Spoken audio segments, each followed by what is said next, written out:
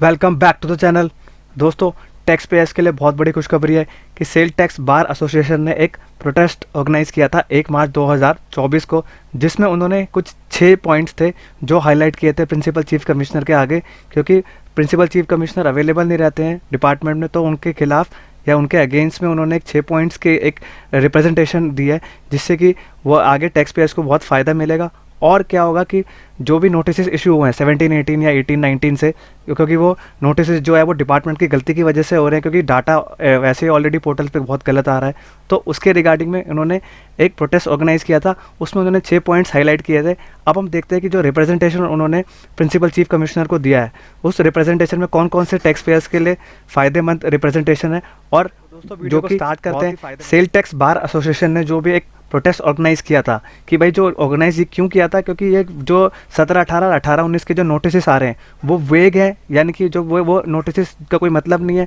वो क्या किया जा रहा है, वो एआई के द्वारा यूज़ किया जा रहा है, नोटिस को इशू किया जा रहा है। और ये जो नोटिस इशू किए जा रहे हैं और ये जो ऑर्डर पास किए जा रहे हैं, बिना रिस्पॉन्स को कंसीडर किए वही ऑर्डर पास कर दे रहे हैं और डिमांड कर रहे हैं कि भाई टैक्स इंटरेस्ट पेनल्टी जमा करिए। तो आगे हम देखते हैं कि उन्होंने कौन कौन सी रिप्रेजेंटेशन प्रिंसिपल चीफ कमिश्नर को दी है कि जिसमें उन्होंने 6 पॉइंट्स को रेज़ किया है। अब देखते हैं कि कौन कौन से वो 6 पॉइंट्स हैं। अब पहला पॉइंट है कि पहला पॉइंट जो उन्होंने बार एसोसिएशन वालों ने रखा है कि भाई जो डिपार्टमेंट है वो आर्टिफिशियल इंटेलिजेंस का यूज़ कर रहा है अपना माइंड ना अप्लाई करके, कि भाई वो क्या कर रहा है कि अनसाइन नोटिस को इशू कर रहा है फॉर्म DRC 01 के द्वारा, जिससे क्या हो रहा है कि डिमांड को इंटरेस्ट टैक्स और पेनल्टीज़ को फाइनेंशियल ईयर 17-18 18-19 की जो डिमांड की जा रही है। और ये कह रहा है कि ये जो नोटिस तो इशू हुए हैं वो fag end of the year, यानी कि ईयर के साल के एंड में इशू कर रहे हैं। और क्या हो रहा है कि जिससे क्या हो रहा है कि वो डिस्क्रिपेंसी और demand of the account of mismatch of those cases whether department records are not correct. मैंने कहा कि ये जो नोटिस को इशू किए जा रहे हैं वो क्या कर रहा है कि डिस्क्रिपेंसी और डिमांड है, जो कि डिपार्टमेंट का डाटा ऑलरेडी गलत है, उसी के रिगार्डिंग में रेज किए जा रहे हैं। और 17-18 के तो क्या कर रहे जा रहे हैं कि भाई उनको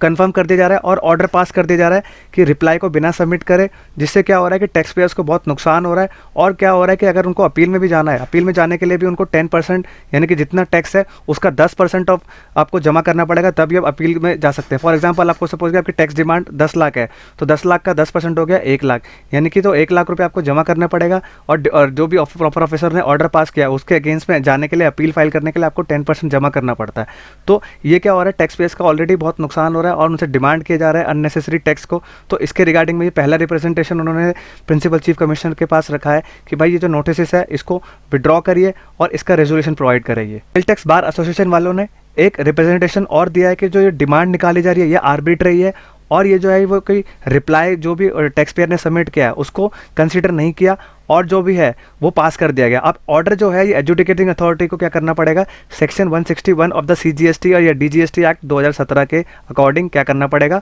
इसको रेक्टिफाई करना पड़ेगा। और जो भी है अनसाइंड ऑर्डर्स 18-19 के इशू कर रहे हैं विदाउट एप्लीकेशन ऑफ माइंड, इनको भी रेक्टिफाई करना पड़ेगा। अब सेकंड जो रिप्रेजेंटेशन उन्होंने दिया उसमें बोला है कि बहुत सारे लार्ज नंबर ऑफ कैंसिलेशन पड़े हैं, कि भाई एप्लीकेशन उन्होंने कैंसिलेशन का टैक्स पेयर्स ने डाला हुआ है लेकिन उसको अप्रूव नहीं किया गया और क्या हुआ पेंडिंग पड़ा हुआ है, जिससे क्या हो रहा है कि टैक्स पेयर्स को बहुत हार्डशिप हो रहा है। और बहुत सारे केसेस में क्या हुआ है कि उन्होंने आर्बिट्रेरली क्या करा है कि GSTN को कैंसिल कर दिया रेट्रोस्पेक्टिव डेट में, जिससे कि मेरा भी एक प्रैक्टिकल केस था, उसमें भी इन्होंने क्या करा है कि GST को क्या करा है रेट्रोस्पेक्टिव डेट में कैंसिल किया है, जिससे कि क्या हो रहा था कि इनपुट टैक्स क्रेडिट जो भी पार्टी को था यानी कि जो भी टैक्स पेयर को था उसको ना मिले, जिससे कि बहुत नुकसान हुआ टैक्स पेयर्स को। थर्ड रिप्रेजेंटेशन में उन्होंने क्या दिया है कि डिपार्टमेंट ने क्या करा है, एक CRC डिपार्टमेंट बना दिया है रजिस्ट्रेशन के लिए, कि सेंट्रलाइज रजिस्ट्रेशन सेंटर बनाया है, जिसमें क्या हो रहा है वो टोटली मैन फंक्शन करना है और वो कोई भी उनका स्टैंडर्ड ऑफ ऑपरेटिंग प्रोसीजर नहीं है, जिससे कि वो डिपार्टमेंट डॉक्यूमेंट्स को टैक्स पेयर से पूछ पाए कि भाई कौन कौन से डॉक्यूमेंट्स आपके लिए नेसेसरी है डालना और कौन कौन से डॉक्यूमेंट नेसेसरी नहीं है। फॉर एग्जाम्पल मेरे साथ एक केस हुआ था, LLP का केस था, मैंने क्या करा था कि NOC के बेसिस पे रजिस्ट्रेशन मांगा था, लेकिन मेरा क्या कर दिया उन्होंने डिनाई कर दिया।